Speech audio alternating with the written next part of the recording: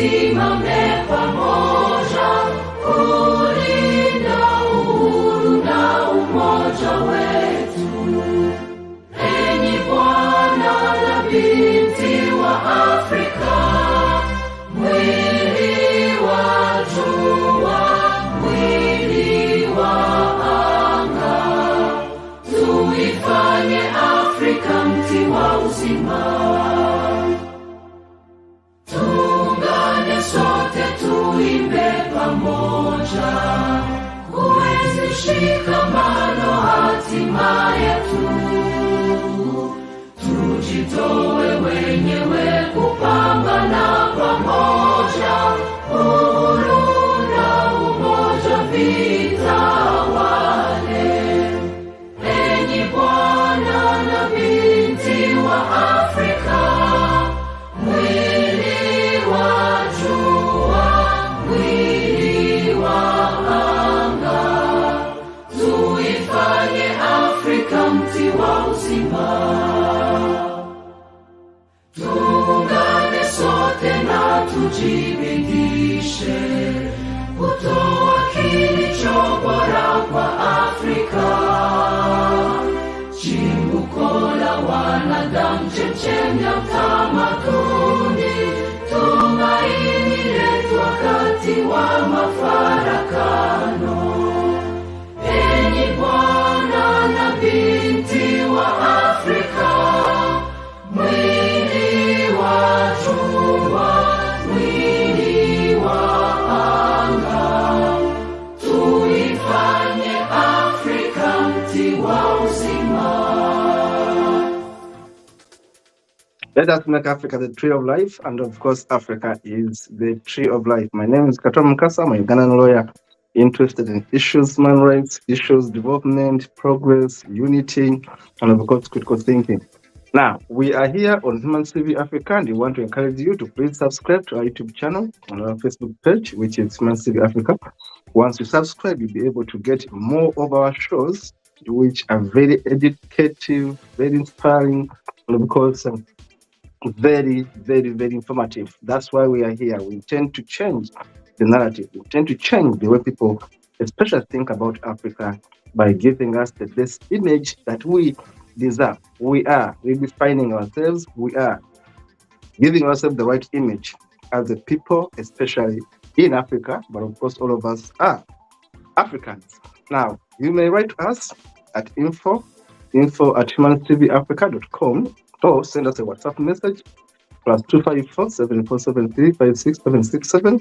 And of course, our communication officer, Brian Kabeko in Kenya, will be able to respond to you and then be able to work with us. We are looking for volunteers who can be working with us. We are a registered non-government organization working in several countries in the world. We have studios in the UK, studios in the USA, and of course, studios in Uganda, Kenya, studios in Nigeria, Ghana, Zambia, Zimbabwe, Sierra Leone, and we are opening up more studios elsewhere so that you can be able to reach out where you are.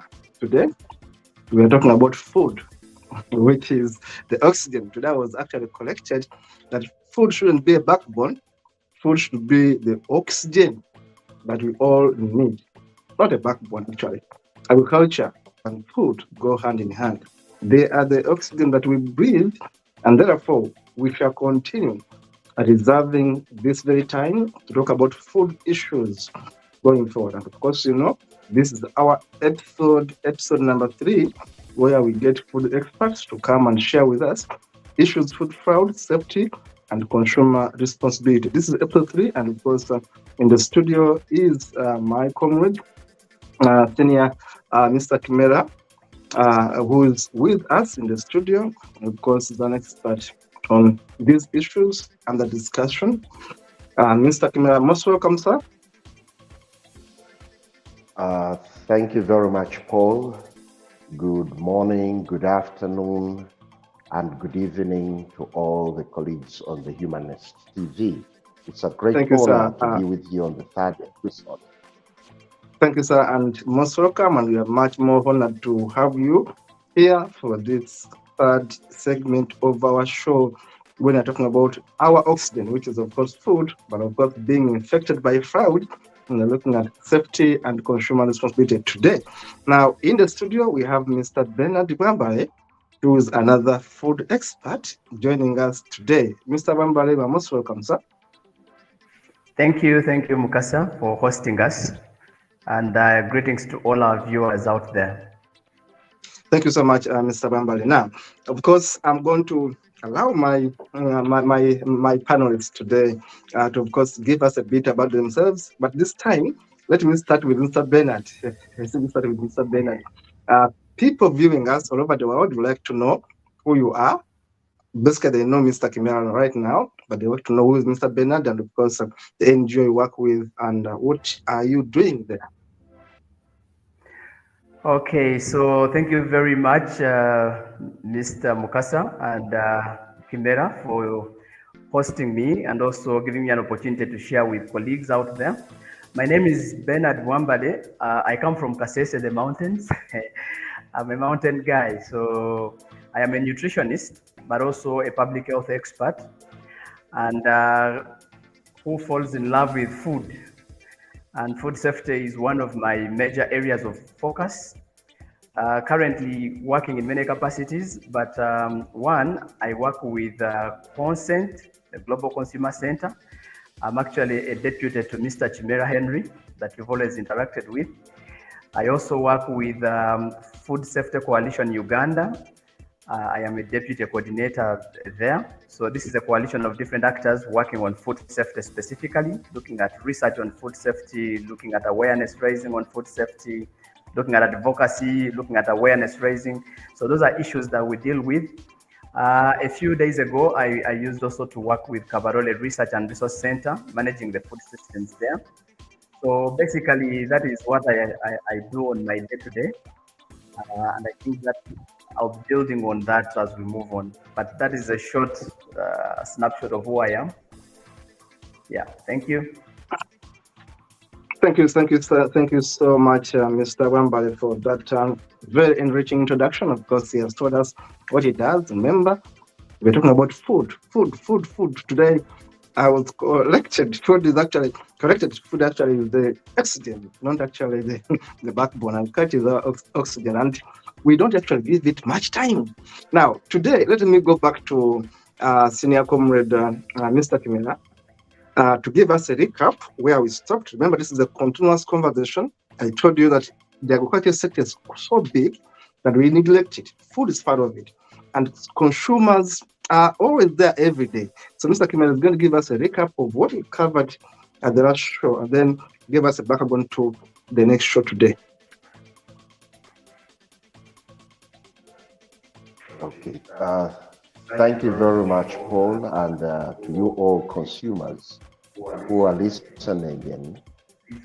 This third episode is going to be quite rich for us because we are going to conjure it with policy, bringing in aspects of consumer responsibility. But to go back, I would like to start by saying that food safety is the security of a country. Where there is no food safety, there is no security in the country. Number two, food is medicine. So a country that has not got nutritious food, safe food, is a sick country. It can't produce.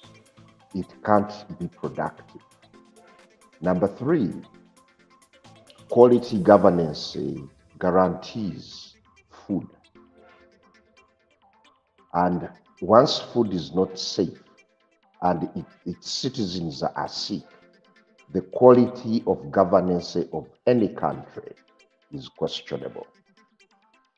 Like Bernard shared, that agriculture is the oxygen. What comes out of agriculture is food, and food is medicine. So it fuels the productivity, it fuels the growth, the sustainability of a country, the resilience of a country. So we should look at food as the foundation Like it is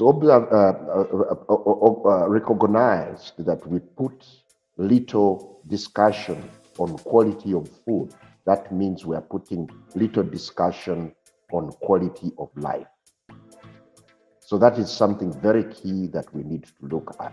And this is why the third and continuous episode would be to awaken us as political animals, to awaken us as global citizens, to make sure that the food we eat as human beings, the feeds that we feed our animals, all food-producing animals, is at the center of policy, legislation, government expenditure, and it is at the center of financing. We can talk many things, but if we do not guarantee the quality, the safety, the health of the food, then we are wasting time. So as citizens, we need to start thinking about food. Like I said last time, our biggest expenditure of what we earn is spent on food. Food is not only that what we see on the plate. We need to look at food from a systems approach. When we are talking about water, we are talking about food. The quality of water. If the water is of poor quality, it will affect food production. It will affect the quality of production. It will affect the environment from which we grow food. If the trucks that bring food to the markets, brings food to the urban areas, are washed or cleaned with dirty water, then the food will get contaminated. So this is how we should look at food, that every activity, every variable of life has a way it affects food. So Paul and colleagues, and I would like to welcome Bernard, who is a food activist, who is a nutritionist, and who is a food systems student expert on our shows to add value to all that we are discussing. And we call upon consumers not to take these episodes lightly.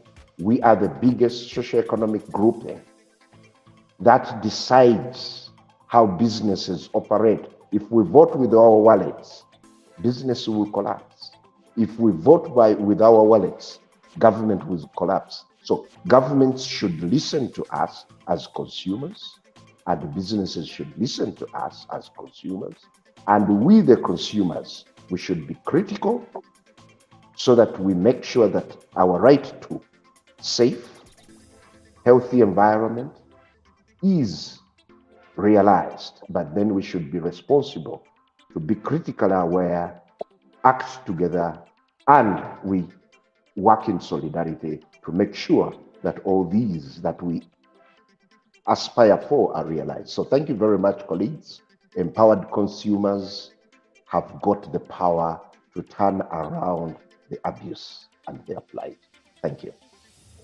That's a very good one, where you ended.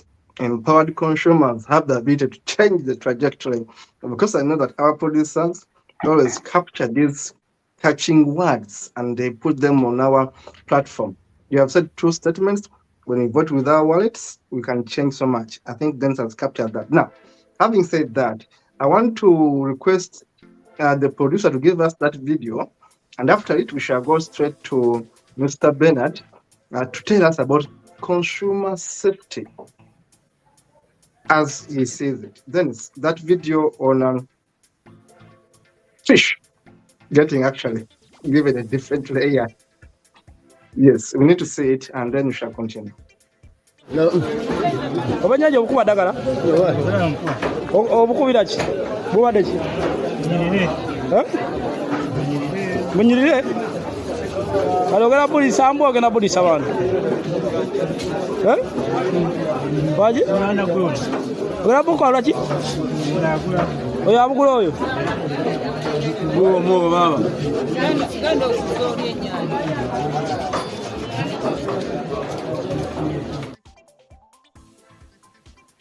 To me, this is shocking. Mr. Kimera sent me this video today, and it is utterly shocking. I couldn't believe it. I love fish.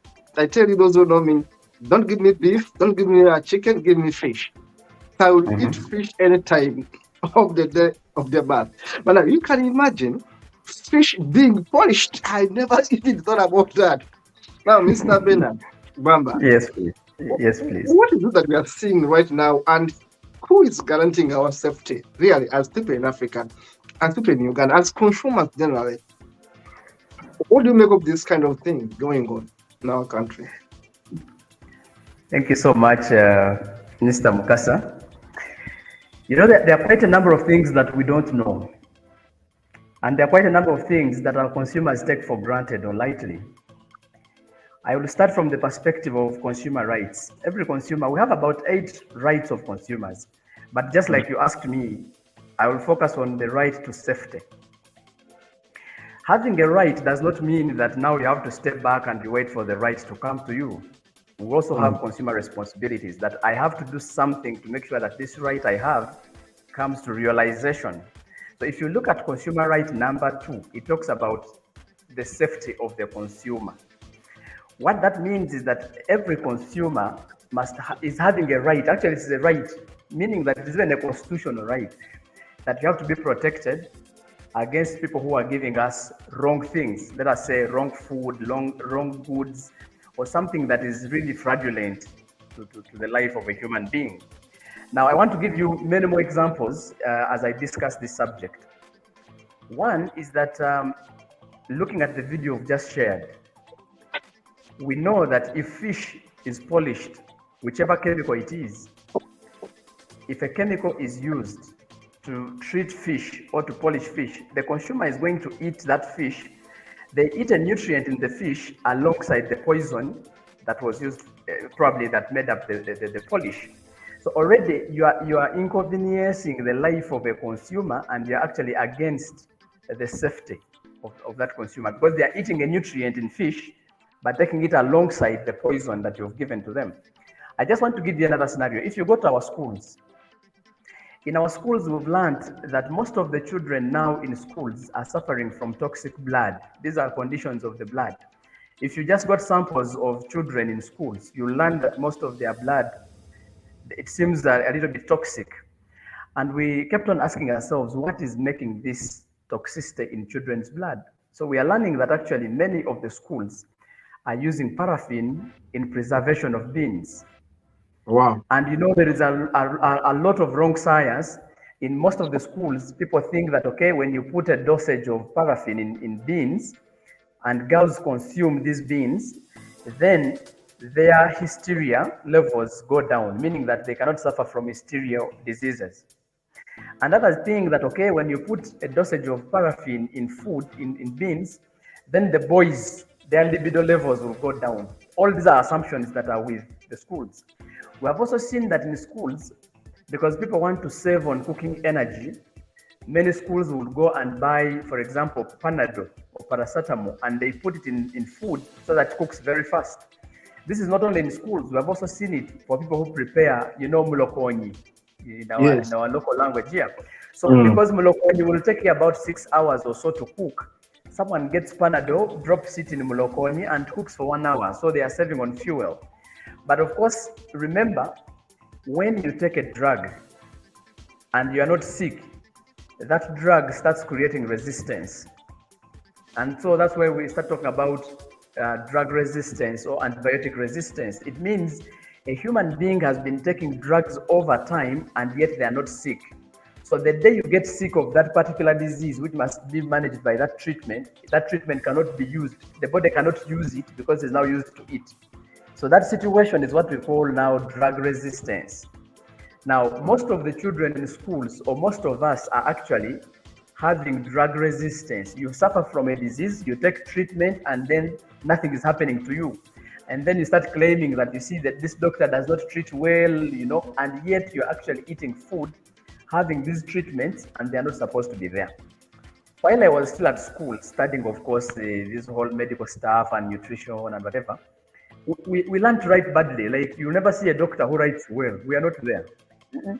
We have to write a little bit so that you don't understand some few things. It's also intentional. It shouldn't be taken that, okay, doctors write badly. No, that is more of bioprotection, protecting a consumer from, wrongdoings. Imagine people are complaining that, okay, now doctors write badly, and so they start reporting us to police for writing, and then most of the doctors started becoming inferior, so they start writing well. Now, because of writing very well on your documents, it has caused trouble. Now, for example, do you realize that these days, people who are stunted out there are now using formalin to treat meat and milk, or even fish? Wow. Now, formalin is a drug, public health drug we use in treatment of dead bodies. So like Yes. a neighbor has come or your patient dies and then want to treat the body. The doctor will ask you, a pathologist, when are you burying this person? And he say, okay, we are burying in 5 days time. So we give a treatment of formalin depending on the timing of burial, so that you keep the person safe and the person is not rotting or smelling or whatever until the burial time. Now, people, because of the doctors loving to write well, people have even learned what we use to treat dead bodies. And so they go to a pharmacy and they buy formalin and they put it in meat or beef, in milk and other food items. Now, all that is against the safety of the person who's going to eat that food. Whereas a nutritionist will be saying, okay, please, you have to take a glass of milk, eat meat and whatever for nutrients. But then if a consumer took meat or beef with formalin in it, that person is going to take a nutrient plus a chemical. Unfortunately, the body cannot compete to take a nutrient at the expense of a chemical. So you realize that now chemicals go into our liver and the liver becomes dysfunctional and the person goes into cancer, into renal disease, into kidney disease. All those come because of poor management of food, giving people chemicals that are not supposed to be consumed. And all that is against the right to safety of the consumer, because you're giving someone food plus a poison. So in other words, you're killing a human being. If you just looked at our current situation, of course, looking at fraud in food, you can imagine the chemicals, the tar that we use in making tarmac roads, for example, tarmac roads. I was watching episode 1 from Henry sharing with us how people go and dry food on tarmac roads. Now, it is not really about putting food on tarmac, but it's about the tarmac will melt. I want to give the viewers an example. When you're traveling, let us say from Kampala to Mbale, on a hot day, you will see in front of you, if you're in a car, in front of you, you see what they call mirage. Like the tarmac is shining. Yes. Meaning that the tarmac has been heat to an extent that it's actually even bringing out vapor. Now, for you, because you are stunted in the brain, you have put food on a tarmac, which is actually melting on a sunny day, and for you are claiming that, okay, my maize will dry faster. But then it dries faster and absorbs the tar, which is a chemical, very dangerous chemical that was used to make the road. So at the end of the day, the consumer takes in food that would be nutritious, but actually unsafe. And that's why we say that anything which is not safe, it is not food. It is actually poison. So if you took maize, which has been dried on a tarmac road, it ceases to be maize, it ceases to be food. It is something else. We have seen people getting maize and they put it on top of iron sheets. These are rusted iron sheets, and you know the effect of rust to human beings. So all these practices, actually, they put us at crossroads. You need to save the consumer because the consumer has to eat safer food, but for you are putting unsafe compounds in the food of humans. And that is very, very dangerous. And so we are not protecting. So meaning that you and I who are consuming this food, if I found food with formalin, it is my responsibility that since I have known, I have to take social concern and I go and report the case. Now the question is, where do I report it? Now that's where always the issue is. We need to look at other scenarios. If you go to town, you're going to have a meal and your doctor is telling you, please make sure you eat nutritious food. Well, you go to a restaurant and then you find hooligans cooking our food in polythene bags. Maybe Yes. I need to bring the viewers to the science. You know, these things, they match well with science. You know, a polythene bag. Anyway, let me take you a little bit to the chemistry. We have chemical compounds called thins. So when you put a thin plus another thin and you make a chain of thins, maybe let us say about 1,000 thins, you make multiple of them. So you make a chain of thins. Now, just like we have polygamy, now in chemistry, we call it, you have made polythenes. A chain of thins is called polythene. Okay. So just like, you know, polygamy, many women, many men. So here in science now, if you have thins, we are talking about a chain of thins is called polythenes. So poly means many. Thin means that chemical I talked about. So when you say polythene, you're talking about many things. Now, these thins are dangerous chemical compounds. Now, because you've made a long chain of those thins, you can decide to make it any shape you want. If you decide to make it a bag, it becomes a polythene bag. Wow. I hope you see now the science. Now, what happens is that all the thins become unstable on heat. So if I made a chain of polythenes and I put that chain on heat, the thins start breaking away and they become independent thins. Now, that is what exactly happens when you cook food in a polythene bag.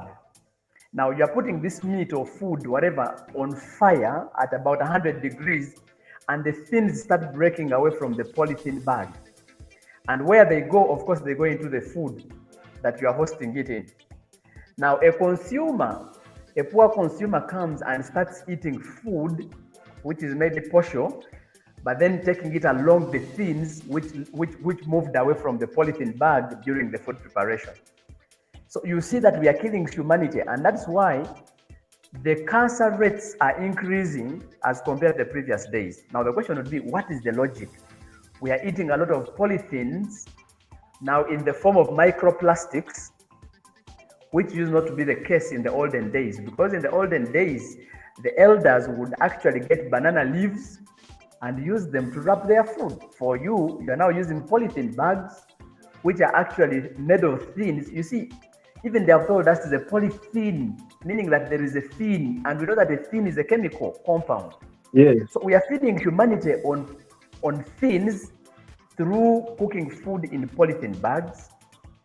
You see, a consumer who is not serious, you go and see someone selling you food, but they are serving it from a kavera. This is what you're talking about. When you see a person giving you food and they are serving it from a kavera, which is even on a heat source, please refuse it. And actually, that's why we have a consumer responsibility, actually, number 1, which talks about critical awareness. The consumer must be aware. The moment I see food being served from a kavera, then I should run away. Go and buy this food from another source. This is your money. We are talking about your money. Why should you buy food of 3,000 and you go and spend 3 million in a hospital treating a cancer that came from a thin? This is now what we are holding now, critical awareness. Are our consumers aware of these things? If, for example, I go to a Chikommando guy and I say, okay, make me chapati Chikommando, and you see the guy making Chikommando, but he's using a wrong towel. The towel is dirty. It was last washed, I think, 3 months or 4 months ago. Leave it, don't buy it, move to another. Because you're going to buy Chikommando at 2,000 at the expense of life that you're going to treat in Mulago for 6 months and you spend 1 billion. So in terms of critical awareness, we haven't labored to say that, okay, one of our standards, you must label the food. Everyone who is dealing with the food industry, they must label food. But then when they label food, they will put instructions. It is up to you, the consumer, to read those instructions. Why should you buy expired food? The other time I was I was sharing with Henry, I bought bread and the bread had a date of 35th. You can imagine the date, 35th of June, 2023. So I asked Henry, when did the calendar change in Uganda that you can have a date of 35th of June? I said, which kind of madness is this? Now that one, it is me, because I have critical awareness as a consumer, that I was able to identify a date of 35th of June on a food product. Now, what about other consumers? Are we interested even in knowing what that expiry date is, when that expiry date would be? The other time, I bought a bottle of beer and had an expiry date. It had expired 4 months ago. So I went back to the owner of the bar and I told him, my brother, now you give me another. This one is expired. And he's like, no, but beer never expires. I showed him the expiry date. It was on the bottle. So are our consumers interested in even knowing the labels on the beer, on the water, on, all Yes. this is about protecting you. We have put up standards that please, when you're making this, you must label it, you must indicate the expiry date, you must indicate the name, we have given those details to the manufacturers and they have tried to adhere, but the consumers are not interested. You go and buy water and the water expired 4 months ago and the consumer is busy taking the water, which is expired. So when you're talking about consumer safety, you must be safe, but also you have a responsibility to make sure that that safety comes in handy. We have seen people buy, expired food and it's okay. They go home with expired goods and no one is interested to know that this is expired, only to realize they opened bread and it was expired. It has already started developing mold. Why did you buy it in the first place from the market or supermarket before you read the labels? This is critical awareness. Whereas the manufacturer has put a label to inform you, it is your responsibility to read it and understand it. So when you're talking to consumers, these are things that they look obvious, but people don't take interest in them. If, for example, you have had a few months ago that Kenya rejected our maize, and shortly after Kenya rejecting our maize, Southern Sudan also rejected our maize because of aflatoxins. Now, what are these aflatoxins? Where do they come from? Because there was a mismatch. Yes, Mr. Bernard. Aflatoxins, that's where we are so far. And really, I've enjoyed this show. I don't know how my viewers are enjoying it, but I should tell you, I've learned in the last few minutes of Mr. Bernard talking, and I've enjoyed it. If Mr. Bernard is back online, remember, this is an online TV station, and of course, we are live. We are going back to him to explain to us more, and then we shall go back to Mr. Kimera. Mr. Bernard, if you are back, I then should usher you back, and then you continue telling us about our responsibilities as consumers. Remember, he has taught us that there are things we don't do as consumers. Mr. Bernard, if you are back, please continue with your discussion. Okay, so I was giving us another example, aflatoxins. We have heard that our maize is rejected from different countries with aflatoxins. Aflatoxins come from the way we are handling food.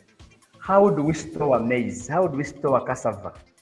And so when we have wrong mechanisms of storage, the food starts getting these molds, and so eventually you have aflatoxins. Now, aflatoxins can only be destroyed. Okay, the starting point, when you have a temperature of 30 degrees, which you can never get in the kitchen, which you can never see anywhere, unless, I don't know, that is the starting point of starting to think that you can break an aflatoxin. Now, most of our people are eating food full of aflatoxins. Now, when the food was rejected at the border of Kenya, the question I've always asked, where did it go? Because we have never had government banning this food. The question is, where did it go? Did it come back to the market, or was it banned somewhere? All that is food fraud. If the government of Kenya realizes that our food does not meet the standard and they push it back to Uganda, the Ugandan government should not put it back to the market. It means that food is supposed to be banned so that the consumers don't have access to it and eat it, because when they eat it, they're going to have their aflatoxins consumed, and that is already a risk factor to cancer. So the question here would be, why would then the rejected food come back to the market? It means that we are not protecting the consumers who are actually going to partake of that food. And whose role is it? Government has a hand to play in this, in protecting the consumers, because that is a mandate in the Constitution. If you read chapter 22 of the Constitution, you'll get this. The government is responsible for providing safe and nutritious food to its society or to its citizens. So why would food be rejected from another border and returns back to the market? Why would that be? We have also seen, of course, now I try to merge food fraud and the awareness. Look at the Public Health Act, meat that is supposed to be consumed by human beings is supposed to be inspected by a government official. And government is paying people to inspect this meat. These guys are at the district, and every sub-county is supposed to have an extension person, a veterinary officer who is supposed to inspect meat. And after inspecting, they must put something to identify that meat that actually has been seen by the authority, which in many cases is a stamp. So as a consumer, when I go to buy meat and I don't see a stamp on it, then the assumption is that that meat was not inspected. However, we have also learned that currently, I don't know what is not happening with society. Now, the people who are supposed to be inspecting this meat have become victims of giving the stamps to the ordinary people in the community. Someone is a P3 dropout, but is having a stamp because he's the one at the slaughterhouse, he's the one who slaughters these animals. And if the inspector is not going to be there tomorrow, or the inspector, they have a way they connive, they say, okay, for me, my daily whatever is 60,000. So the cows will be slaughtered and all of them have stamps, but they were inspected by a P3 dropout. So you ask yourself, who is fooling who? Who is fooling who? This is all food fraud. Actually, all these guys who are doing veterinary services, who are inspecting our meat, and they are doing this kind of act, they are all against the safety of the consumer, and actually, they must be arrested as yesterday. All these boys must be in cells. Do we risk the life of a person because 10,000, so a stamp can be dropped on meat anytime by P3 or P2 dropout? All of this is food. So there is on maybe transportation of animals because maybe there is a disease, a mouth and foot disease, or maybe there is drugs. And someone continues to the consumer. So you see people getting sick because why would people get if the inspector had checked that animal that see sometimes we keep it has a if anthrax disease already 5 or 10 or how many people are sick, the question would be the meat they consumed, was it not inspected? Because if it will be harm that has been buried. That is the policy. That is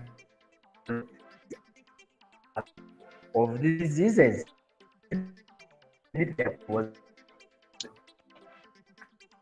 Food fraud, left, right, center.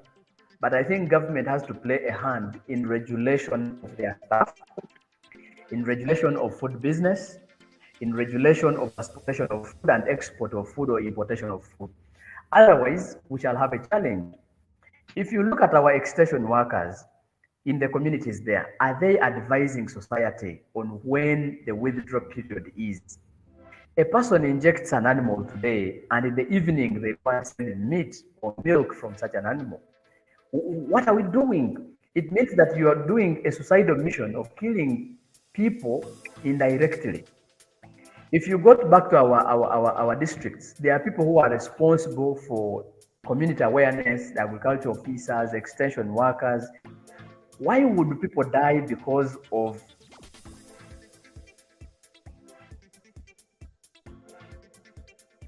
Yes, Mr. Bambale, they are giving us a lot of information. Thank you so much, Mr. Bambale. Of course, we're going to come back with Mr. Kimera. Let me just make a few comments. Really, I've liked it. In the comments here, someone was asking me, what is Molokonyi? Molokonyi is cloven hoof. That, in simple terms, the feet of a cow is called a cloven hoof. I think my English is correct.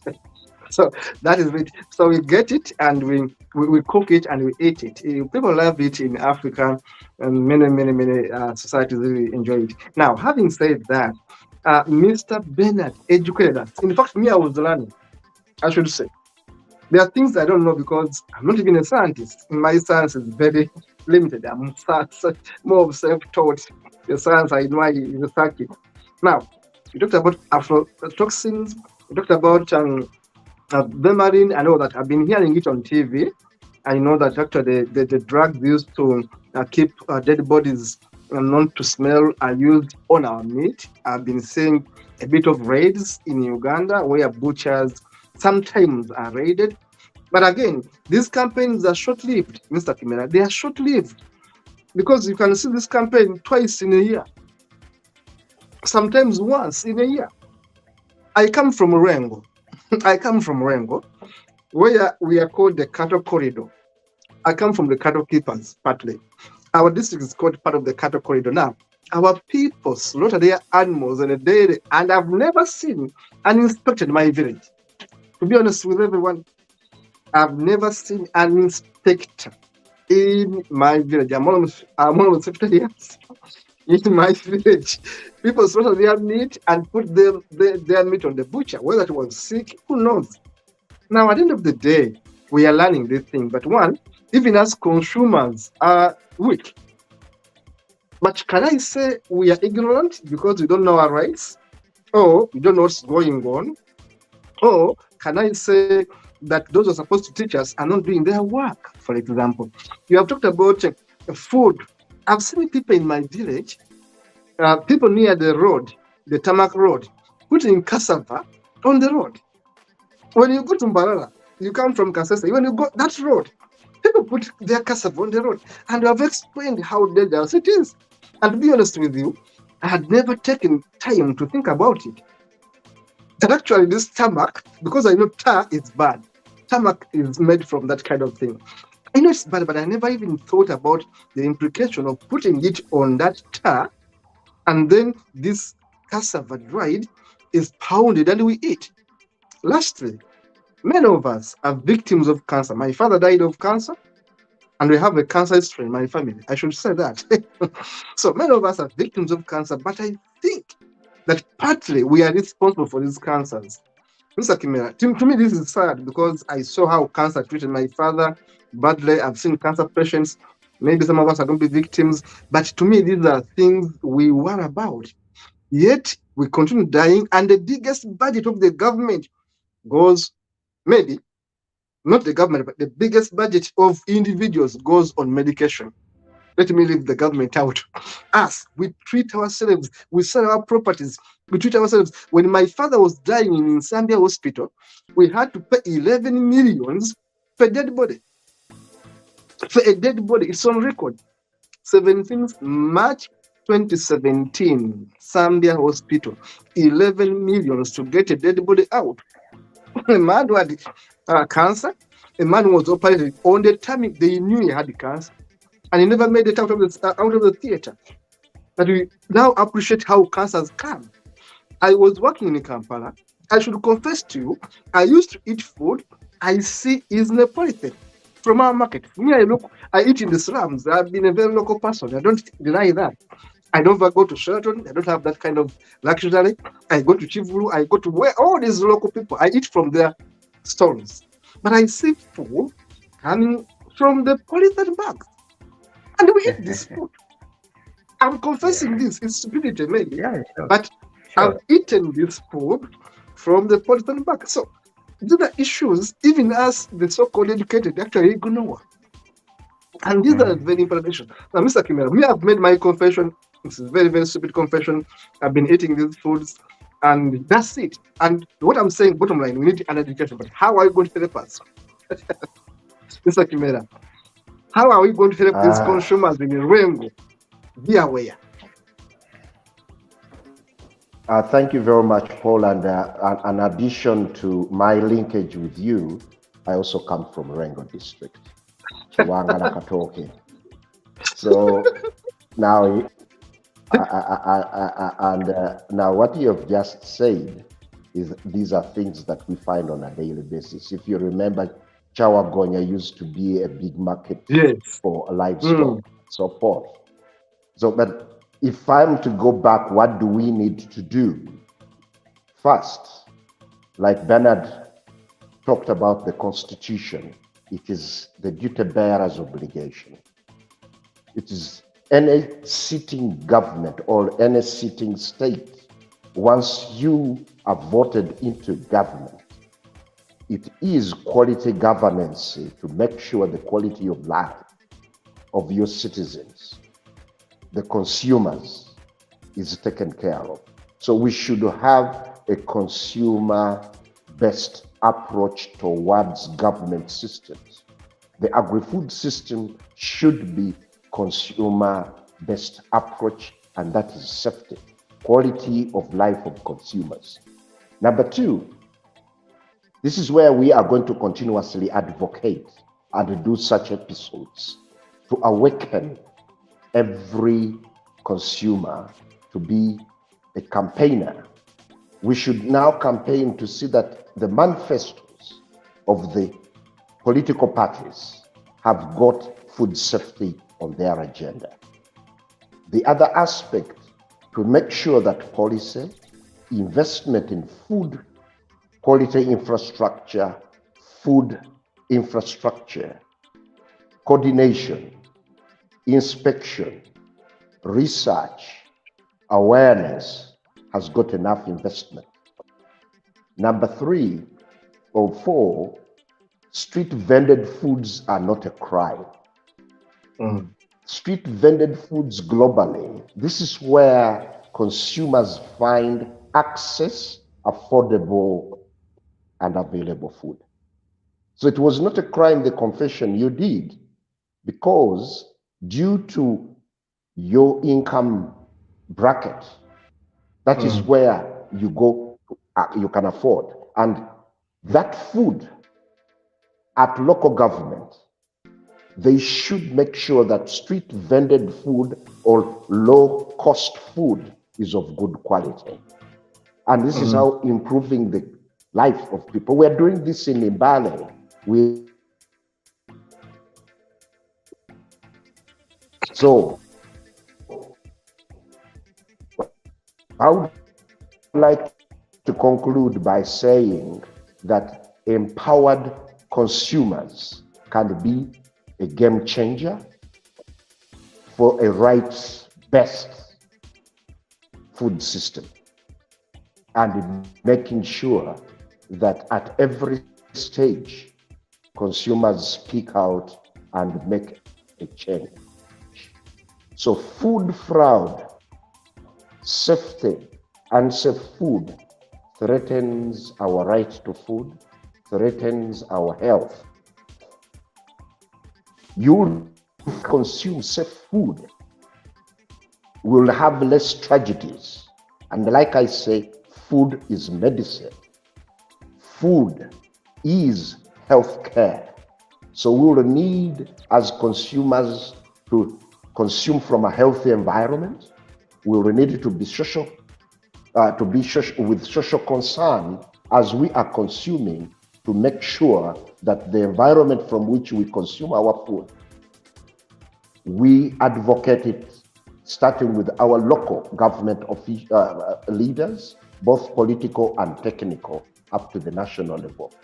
So, Paul, it is a tragedy that we have all living examples that affect our family members who have ended up dying due to low investment in the food systems, making sure that our food is safe.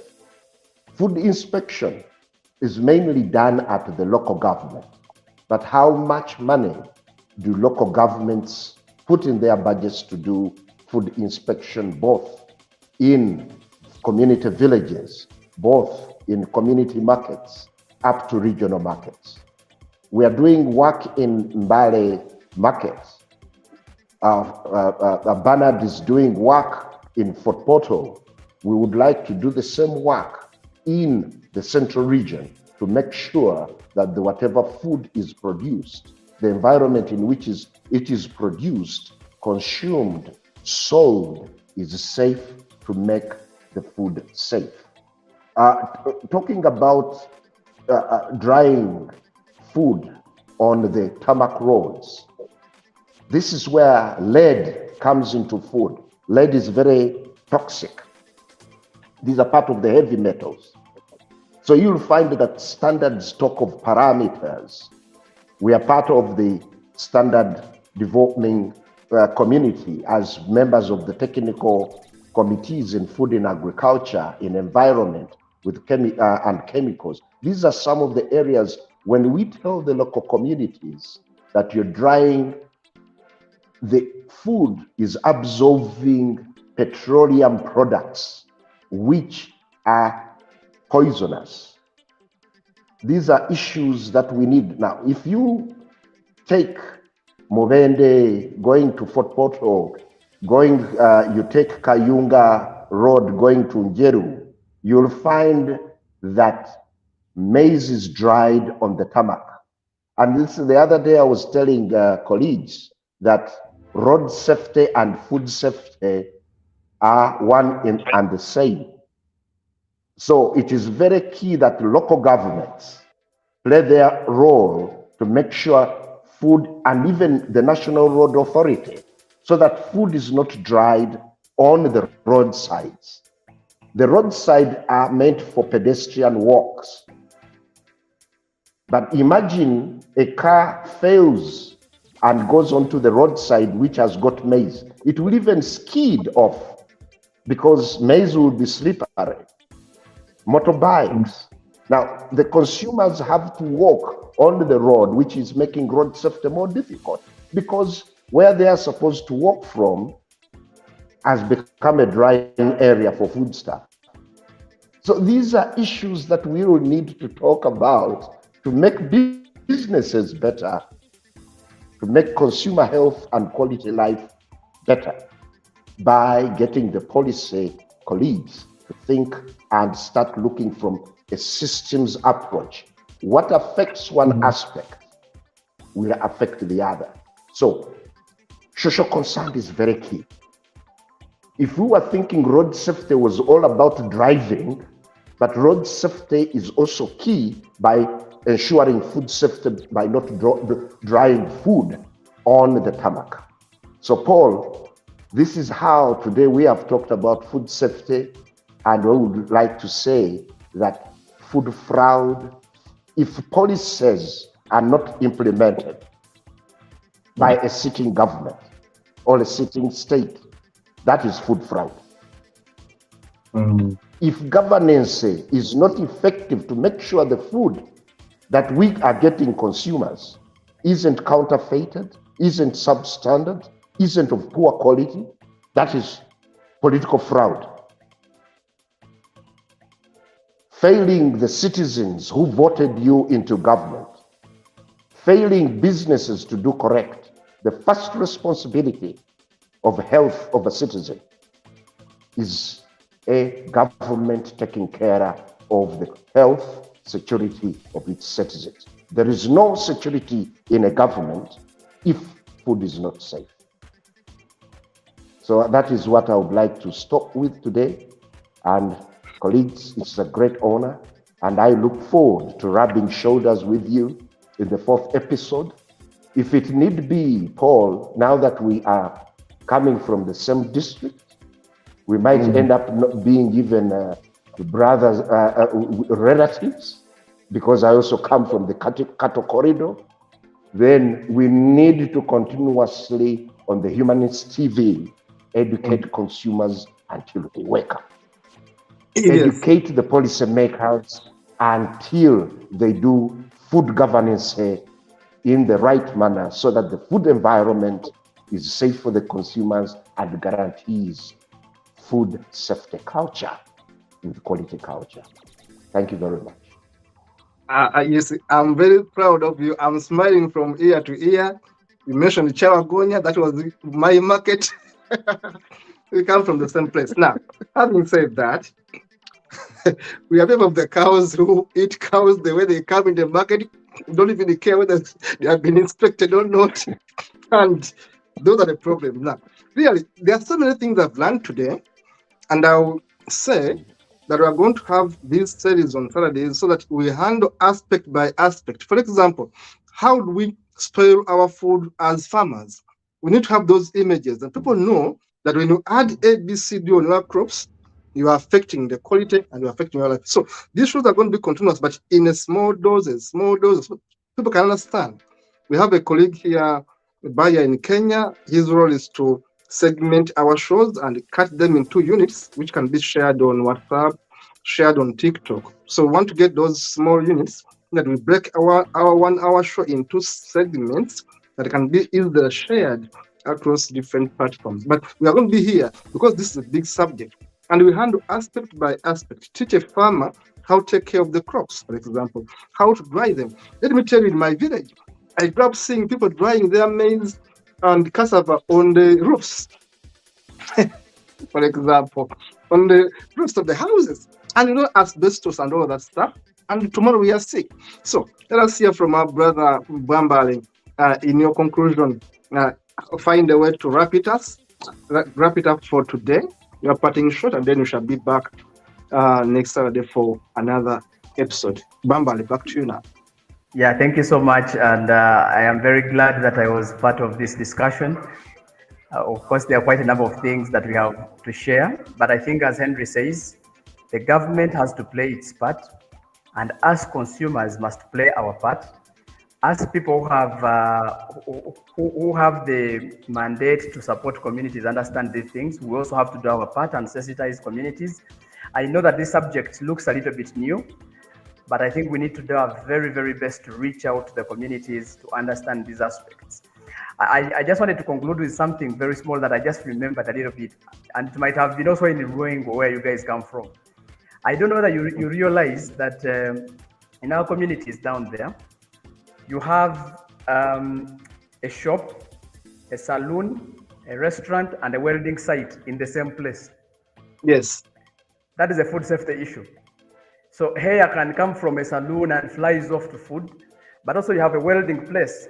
The guy is welding his metal, and there is a restaurant next, and you see consumers are enjoying food, and you wonder which kind of consumers these are. So in terms of food safety, we have a lot of things that we need to discuss with communities, just to understand how we die slowly. These aspects will not kill you today, but they will kill you slowly but very sure. So I think with the communities, we need to do a lot of work and touch base with each one of us. And the truth is that food safety, if you went to hospitals, almost half of the people who are in the hospital, if not 70% of them, would be having a foodborne disease coming from food safety issues. So let us keep learning. Let us also learn to unlearn certain things. There are things that community members know, but they are not true. So we need to unlearn those ones and relearn new things that can help us move forward. So I want to appreciate you for the opportunity and the time you've granted to us to really share these insights with our communities. We shall be always available to teach our people about the subject of food. Thank you so much. Thank you so much, Comrade Bwambale. Thank you so much, Senior Comrade Kimera Henry, for giving us the time, making the show, and of course, for us being there on time. We are proud of you. You are making a contribution to us. Me, I'm learning. There's my friend called Paul Iwan in London, an Englishman who watches these shows and tells me he doesn't want to miss any episode. And of course, there are many others who are watching because they are learning in a way. And many of them are making a contribution in their own small ways. Now, we are going to be having you back on Saturday. We shall be having another segment we handle. Let us handle these issues one by one. We get one segment, we explain it properly with images that we can, if you break it down into a TikTok show or whatever it is, people can grasp it. This is how we are going to save our people. Slowly by slowly, handling one issue after another, pesticides, farming, food preservation, the arrangement of the area where you serve food. For example, I didn't know, and we are right, that actually getting a holding guide next door and a salon next door is a bad thing. But the question is, where is our government? The lawyer is going to tell you, we are the government. You and me are the government. Who issued the license? But again, someone is going to tell you, who is giving the license? What are you doing about it? So thank you so much for being a good audience. And thank you so much for being the best panelists I have on this subject. We shall be back. Next Saturday, tune in and watch this guy is giving us insights on food security, safety, and fraud in the world. Thank you so much. See you in the next show. Thank you so much. Bye-bye. Thank you.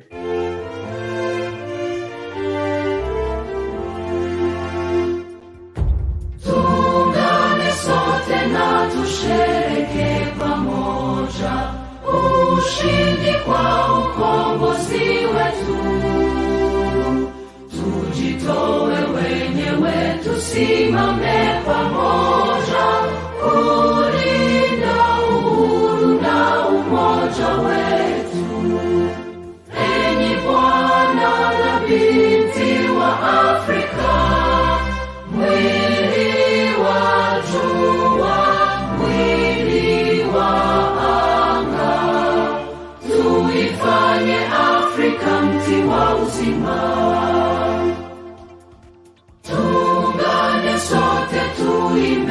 pamoja, kuenzi shikamano hatima yetu. Tujitoe wenyewe kupambana pamoja, uhuru na umoja vitawale. Enyi bwana na binti wa Afrika, mwili wa jua, mwili wa anga, tuifanye Afrika mti wa uzima. Tuungane sote na tujibidishe kutoa kilicho bora kwa Afrika, chimbuko la wanadamu, chemchemi ya utamaduni, tumaini letu wakati wa mafarakano. Enyi bwana na binti